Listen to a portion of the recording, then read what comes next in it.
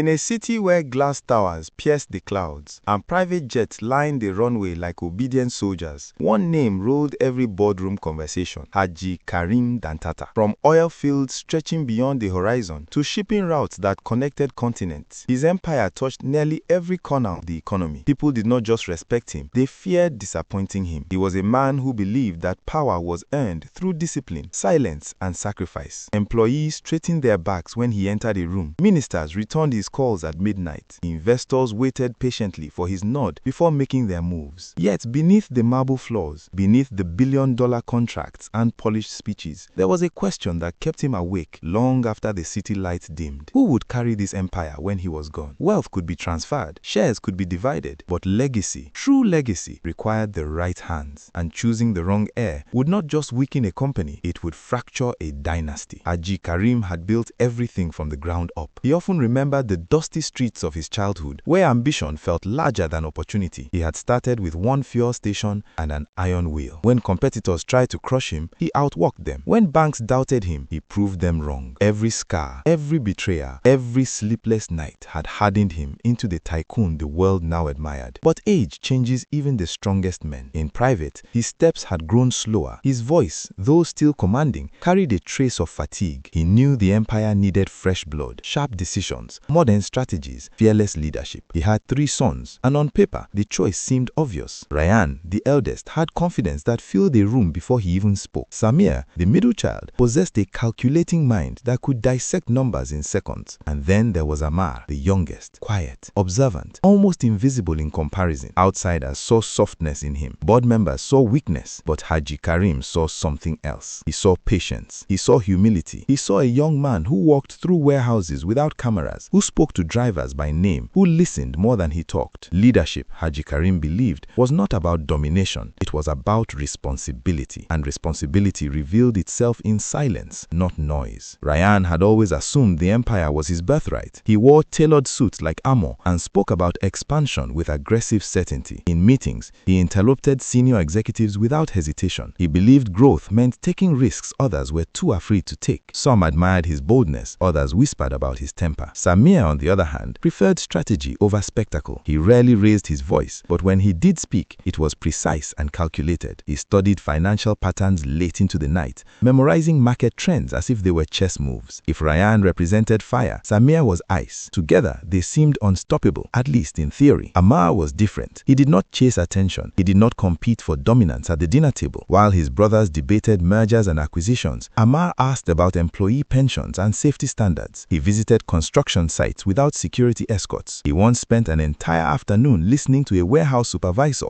explain why delivery delays were increasing. If the foundation cracks, Ammar had quietly said that day, the tower eventually falls. The workers respected him because he respected them first. Yet respect from employees did not translate into confidence from shareholders. In the world of billion-dollar empires, kindness was often mistaken for fragility, and fragility had no place in succession planning. At least that was what most of the board believed. The announcement came on a morning heavy with anticipation. The boardroom overlooked the skyline, its floor-to-ceiling windows reflecting both ambition and anxiety. Directors adjusted their ties. Legal advisors organized documents. Ryan sat upright, already rehearsing his acceptance speech in his mind. Samir's expression remained unreadable, though his fingers tapped lightly against the polished table. Ammar sat quietly at the far end, unaware that history was about to shift beneath his feet. Haji Karim entered without escort, his presence alone commanding absolute silence. He did not begin immediately. Instead, he looked at each son, slowly, deliberately, as though measuring more than competence. This empire, he said, his voice steady yet heavy, was never about money. It was about trust. A faint tension moved through the room. After careful thought, I have chosen the next CEO of Dantata Group. Ryan inhaled sharply. Samir's tapping stopped. Ammar lowered his eyes, expecting nothing. The next CEO, Haji Karim continued, pausing just long enough for the air to thicken. The next CEO will be Ammar. The silence that followed was not ordinary silence. It was the kind that changes destinies. Ryan's jaw tightened, his knuckles whitening against the table. Samir's calm mask flickered for a split second, revealing disbelief. Board members exchanged stunned glances. Ammar himself looked up slowly, confusion crossing his face, before resolve settled in. In that single moment, the empire did not just gain a successor, it ignited a storm that would test blood, loyalty, and the true meaning of legacy. In that single moment, the empire empire did not just gain a successor, it ignited a storm that would test blood, loyalty, and the true meaning of legacy. The boardroom slowly came back to life, but the air had changed. Congratulations were offered, yet they sounded forced, hollow, almost mechanical. Ryan stood up first, his chair scraping sharply against the marble floor. He forced a smile that never reached his eyes. "Congratulations, Amar," he said, his tone smooth but strained, as if each word had to fight its way out. Samir followed with a polite nod, already masking his reaction behind composure. Cameras flashed. Directors shook hands. Haji Karim placed a firm hand on Amar's shoulder, a silent declaration of confidence. But beneath the polished surface of corporate civility, something darker had awakened. Ryan's pride had not just been wounded, it had been shattered. For years, he had carried himself as the future of the empire. Investors treated him like the heir apparent. Executives aligned themselves with his vision. And now, in a matter of seconds, that future had been handed to someone he considered weaker. Samir, ever the observer, watched everything carefully. He did not speak much during the remaining meeting, but his mind was already calculating outcomes, risks, and possibilities. Amar, meanwhile, felt the weight of expectations settle onto his shoulders. He knew the decision would create tension, but he underestimated how far resentment could go when fueled by ego and entitlement. That night, the Dantata mansion felt colder than usual. The chandeliers glowed softly above a dining table that had witnessed decades of celebration, negotiation, and family debate. But this evening, no one touched the food. Ryan broke the silence first. "Father made a mistake," he said bluntly, his voice sharp. Samir did not immediately respond. He sipped water slowly, thinking. "This isn't about emotion," Ryan said. "It's about control. Amar doesn't understand power." Samir finally spoke, calm and measured. "Anger won't change the decision. Strategy might." Ryan turned toward him. "What are you suggesting?" Samir's eyes were steady. "If father believes Amar is the most trustworthy, then we prove he isn't." The words hung in the air, heavy and dangerous. Ryan leaned back, considering. "You're talking about destroying him." Samir's expression did not change. "I'm talking about restoring balance." It was not a loud declaration of war. There were no dramatic threats, no raised voices, just a quiet agreement formed in shadows. And often, the most dangerous betrayals begin not with rage, but with calm calculation. Over the following weeks, the plan unfolded with disturbing precision. Samir handled the technical side. He understood the company's digital systems intimately, the financial software, the offshore partnerships, the audit structures. Ryan managed relationships. He knew which executives were ambitious enough to cooperate, which accountants were vulnerable to pressure, which journalists were hungry for scandal. Small transactions were quietly manipulated. Funds were rerouted through shell accounts created under false identities. Digital signatures were replicated with careful attention to detail. Emails were drafted to appear authentic, time-stamped perfectly to avoid suspicion. The brilliance of the scheme was not in its complexity, but in its subtlety. Nothing appeared outrageous. Nothing screamed fraud. It looked like a series of questionable decisions made by an inexperienced incoming CEO. And to strengthen the illusion, anonymous tips were sent to investigative reporters. Internal corruption at Dantata Group. Evidence linked to the youngest son. Headlines began forming before Amar even realized he was under attack. By the time the first article went live, the trap had already closed around him. The media explosion was swift and unforgiving. News channels debated his integrity. Business analysts speculated about greed and privilege. Social media turned ruthless, as it always does when scandal meets wealth. "Billionaire's youngest son in financial scandal," one headline declared. Investors panicked. Stock prices trembled. Board members demanded emergency meetings. Amar sat in his office staring at documents he did not recognize, transfers he'd never authorized, approvals he'd never given. Confusion quickly turned into disbelief. He requested internal audits, but the evidence appeared overwhelming. Every file pointed back to his credentials. Every transaction carried his digital approval. Haji Karim was summoned to review the situation personally. He entered the conference room with a face carved from stone. The reports were laid out before him. Numbers, signatures, offshore accounts. He did not speak for several minutes. Amar finally broke the silence. "Abu, I swear to you, I didn't do this." His voice was steady, but his eyes betrayed hurt. Haji Karim looked at him, searching for hesitation, for guilt, for anything that would confirm or deny the evidence. But leadership had taught him to trust proof over emotion. "The documents are clear," he said quietly. "Until this is resolved, you will step away from the company." The words were not shouted. They did not need to be. They landed with devastating financial personality. When Ammar walked out of the headquarters that evening, cameras followed him down the steps. Microphones were pushed toward his face. "Did you steal company funds? Are you resigning permanently?" He said nothing. Silence, he believed, was stronger than desperate defense. Inside the building, Ryan watched from behind tinted glass, satisfaction flickering across his features. Samir stood beside him, hands clasped behind his back, his expression unreadable. The empire had been preserved, at least on the surface, but beneath the victory, something irreversible had begun. Trust had cracked, blood had turned into rivalry, and a father, convinced he was protecting his legacy, had unknowingly pushed away the one son who might have protected it best. As the car carrying Ammar disappeared into the city traffic, the skyline that once symbolized power now felt distant, almost foreign. He had not just lost a title, he had lost his name, his reputation, his place in the empire he helped strengthen. Yet, even in that moment of humiliation, there was no bitterness in his posture, only quiet resolve. And sometimes, when everything is taken from a man unjustly, what remains is something far more dangerous than anger. It is determination. And sometimes, when everything is taken from a man unjustly, what remains is something far more dangerous than anger. It is determination. Ammar did not return to the mansion that night. He did not call friends. He did not post statements online defending his innocence. Instead, he drove alone through streets that once carried his family's name on billboards and construction signs. The city looked different now. The skyscrapers felt colder. The lights seemed less welcoming. For the first time in his life, he understood what it meant to be reduced to a headline. By morning, he had packed only a small suitcase and moved into a modest apartment on the quieter side of the city. No security detail, no luxury entrance, no staff waiting for instructions. The landlord did not recognize him. The neighbors did not care who he was. And strangely, that anonymity brought a painful kind of clarity. The phone stopped ringing, invitations vanished. Even people who once laughed at his jokes now avoided his name. Reputation, he realized, was more fragile than glass. One accusation was enough to erase years of quiet service. Yet, in the silence of that small apartment, away from cameras and corporate whispers,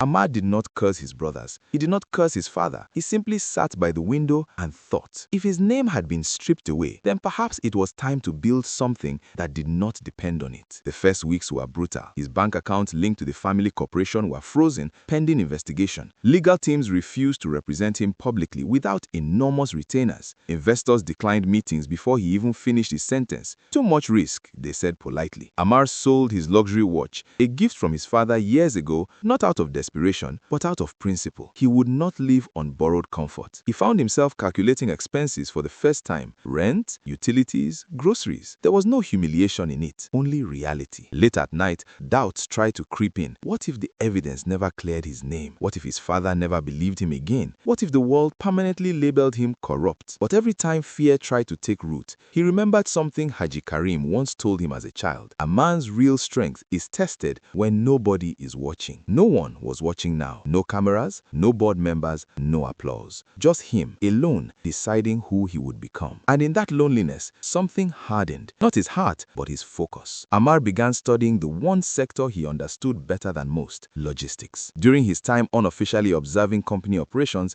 he had noticed inefficiencies others ignored: delayed shipments, underpaid drivers, outdated tracking systems. The giants in the industry had grown arrogant. They relied on reputation rather than improvement. Ammar saw opportunity in that complacency. With the little capital he managed to gather from personal savings and the sale of a small inherited asset that was not legally tied to the corporation, he rented a modest warehouse on the outskirts of the city. It was not glamorous. The paint peeled in corners, the floor carried stains from previous tenants. But to Ammar, it was not a downgrade, it was a foundation. He purchased 2 used delivery trucks, negotiated fair contracts with local suppliers, and hired a small team of workers who cared more about stability than prestige. Importantly, he never introduced himself as a billionaire's son. He was simply Ammar, a man trying to build something honest. On the first day, he gathered his team and spoke plainly. "We may not be the biggest, but we will be the most reliable." It was not a grand speech, it was a promise. The early months tested that promise relentlessly. Competitors undercut prices to squeeze him out. Clients hesitated to trust a new company with no established brand. One truck broke down during a critical delivery, forcing Ammar himself to drive through the night to fulfill the contract. He answered customer calls personally. He reviewed invoices line by line. He installed a transparent digital tracking system that allowed clients to monitor shipments in real time, a feature many larger firms considered unnecessary expense. Workers noticed something something unusual. Their CEO worked alongside them. He loaded crates when staff was short. He stayed late to ensure payroll was processed accurately. When a driver's child fell ill, he advanced his salary without paperwork or delay. Slowly, trust began to form. Not the loud public trust of shareholders, but the quiet, durable trust of employees who felt respected. Word spread. Small businesses began choosing Ammar's company because deliveries arrived on time and payments were handled fairly. There were no shortcuts, no hidden clauses. Transparency became his brand long before he registered it legally. Then came the breakthrough that shifted everything. A mid-sized manufacturing firm, frustrated with repeated delays from a major logistics corporation, approached Ammar's team cautiously. The contract was modest compared to the billion-dollar deals he once witnessed in his father's empire, but to his startup, it was transformative. Ammar prepared meticulously. He presented data, contingency plans, and cost breakdowns with precision. He did not oversell. He did not exaggerate. He simply showed them a system built on accountability. After a tense week of evaluation, the contract was awarded to his company. It was the largest deal he had secured since starting from nothing. That night, there was no extravagant celebration, just quiet satisfaction. He stood alone in the warehouse, listening to the distant hum of engines, realizing that something powerful had happened. Not financially, but internally. He had proven to himself that he could build without inheritance, succeed without privilege, and lead without a famous surname. The world still saw him as the disgraced son of a billionaire, but beneath that false narrative, a new identity was forming. And unlike the empire he was born into, this one was being constructed from sweat, discipline, and unshakable integrity. And unlike the empire he was born into, this one was being constructed from sweat, discipline, and unshakable integrity. While Ammar's new foundation strengthened day by day, the empire he had left behind began to tremble in ways few could publicly see. At Dantata Group headquarters, Ryan had fully stepped into executive control, and his leadership style was as aggressive as everyone had predicted. He pushed rapid expansions into volatile markets, approved high-risk acquisitions without proper due diligence, and dismissed senior advisors who questioned his decisions. Growth charts initially spiked, creating the illusion of brilliance, but beneath the surface, the cracks were widening. Samir remained the silent architect behind financial strategy, smoothing over irregularities and shifting numbers to maintain the company's polished image. However, pressure changes people. The more they manipulated internal reports to conceal unstable investments, the more complicated the system became. Departments that once operated with pride now functioned under fear. Long-time employees whispered about sudden budget cuts and unrealistic performance targets. Vendors complained about delayed payments. The culture Haji Karim had built on discipline and reputation was quietly eroding. Meanwhile, investors began noticing inconsistencies in quarterly statements. A few raised concerns in private meetings, but Ryan brushed them aside confidently. Temporary fluctuations, he would say with a sharp smile. Yet, confidence cannot silence mathematics forever. When an overseas partnership collapsed due to hidden contractual risks, financial analysts demanded a deeper review. For the first time in decades, the empire's stability was openly questioned. Haji Karim watched the developments with growing unease. He had trusted his elder sons to protect what he built. Instead, he felt something slipping beyond his control, not just profits, but principles. The decision to initiate an independent forensic audit did not come easily. For Haji Karim, it felt like admitting doubt in his own bloodline. But numbers do not respond to emotion, and evidence does not disappear through denial. An external auditing firm was hired discreetly, tasked with examining digital transactions over the past 2 years, including the corruption scandal that had forced Ammar out. The process was slow, meticulous, almost surgical. Every transfer was traced, every digital signature verified. Metadata embedded within documents was analyzed for inconsistencies. Weeks passed in tense silence. Ryan maintained outward composure, though impatience flickered beneath his polished exterior. Samir reviewed internal systems repeatedly, convinced their precautions were sufficient. But technology has a memory that human arrogance often underestimates. Tiny discrepancies began surfacing, timestamps that did not align, authorization codes accessed from unusual locations, subtle patterns suggesting orchestration rather than error. The auditors followed the trail carefully, building their case piece by piece. And then, one afternoon, they presented their findings in a private conference room. The evidence was undeniable. The fraudulent transactions that had implicated Ammar were not initiated from his direct credentials.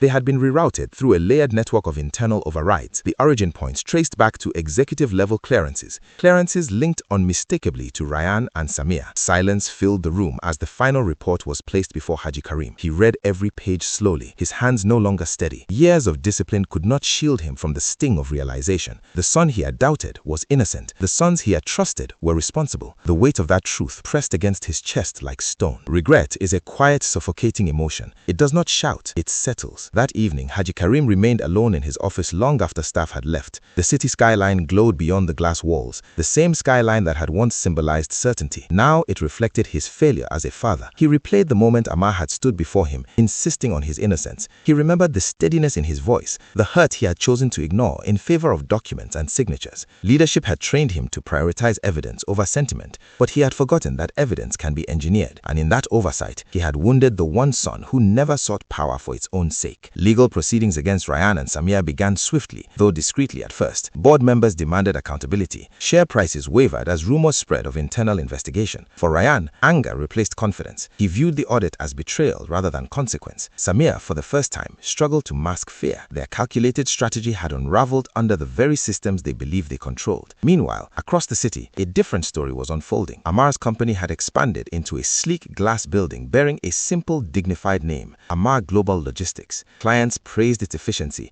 Employees spoke of fairness. Industry publications highlighted its transparent operating model as an example of modern leadership. Haji Karim saw the feature article by chance, his eyes lingering on a photograph of his youngest son standing confidently before a team that respected him not because of inheritance, but because of character. In that moment, the contrast became unbearable. One empire, built on decades of authority, was cracking under deception. Another, built quietly from hardship, was rising with integrity. Haji Karim closed the magazine gently and made a decision that required more courage than any business negotiation of his life. He would go to Amar, not as a chairman, not as a tycoon, but as a father seeking forgiveness. He would go to Amar not as a chairman, not as a tycoon, but as a father seeking forgiveness. The decision did not feel strategic, it felt necessary. The next morning, without informing the board or arranging any media buffer, Haji Karim instructed his driver to take him to the headquarters of Amar Global Logistics. The building stood tall yet understated,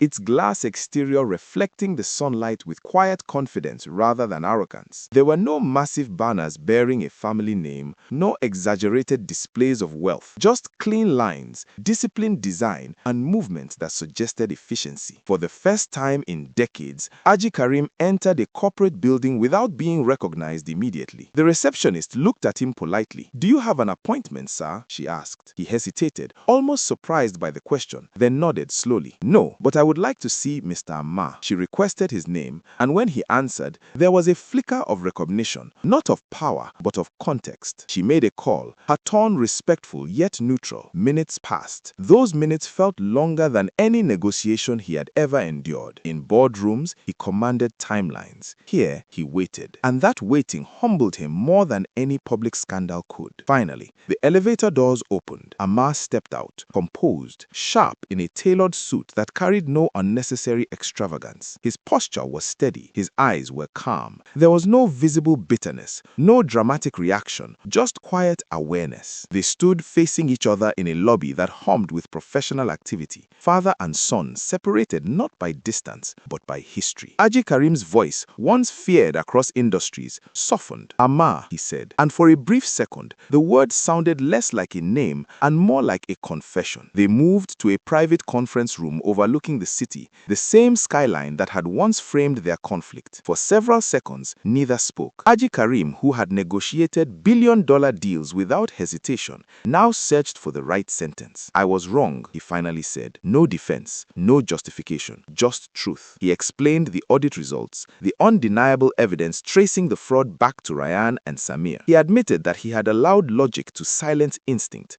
that he had mistaken engineered proof for reality. "I failed you," he continued, his voice steady but heavy, not as a businessman, as a father. Amar listened without interruption. He did not lean back arrogantly. He did not fold his arms in resistance. When he spoke, his tone carried neither accusation nor triumph. "You taught me that leadership requires accountability," he said quietly. "Today, you are proving it." There was no dramatic embrace, no cinematic breakdown. Instead, there was understanding, the kind built not on emotion alone, but on maturity earned through suffering. Haji Karim then extended an offer. He proposed merging Amar Global Logistics with Dantata Group, reinstating him publicly as heir, restoring not only his title, but his reputation before the world. It was an offer many would have accepted instantly. Wealth, influence, redemption, all placed back on the table. Amar paused before responding. "I never wanted the throne," he said. "I wanted to deserve it." He explained that building his company from nothing had changed him. He no longer needed validation from inheritance.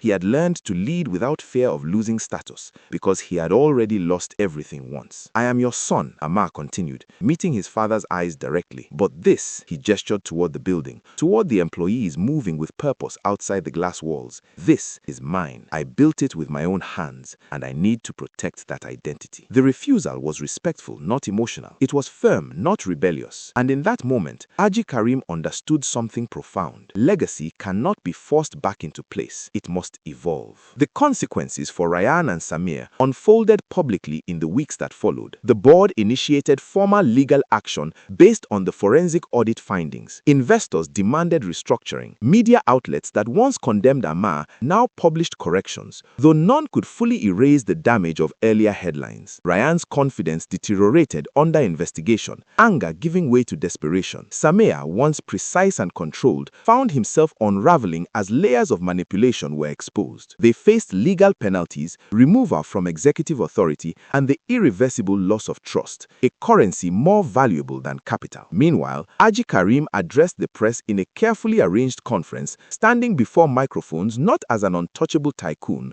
but as a man acknowledging error. Leadership, he stated, his voice firm despite the weight behind it, is not about perfection, it is about correction. He publicly cleared Amar's name and admitted the internal failure that had allowed deception to thrive. When asked about succession, he responded with a sentence that would echo across business circles. Inheritance is not secured by blood, it is earned through character. Across the city, Amar watched the broadcast quietly from his office. There was no celebration, no sense of victory over his brothers, only reflection. His company continued expanding steadily, guided by policies built on transparency and accountability, lessons sharpened by betrayal. He maintained communication with his father, not to reclaim power, but to rebuild relationship. And as months passed, the narrative shifted. The forgotten son became a case study in resilience. The scandal that once defined him transformed into the foundation of his independence. In the end, the empire Haji Karim built did not collapse, it restructured, humbled and wiser. But the greater triumph was invisible to markets and shareholders. It lived in the understanding that true legacy is not the preservation of wealth, nor the dominance of a surname. It is the courage to stand firm when falsely accused, the strength to rebuild without bitterness,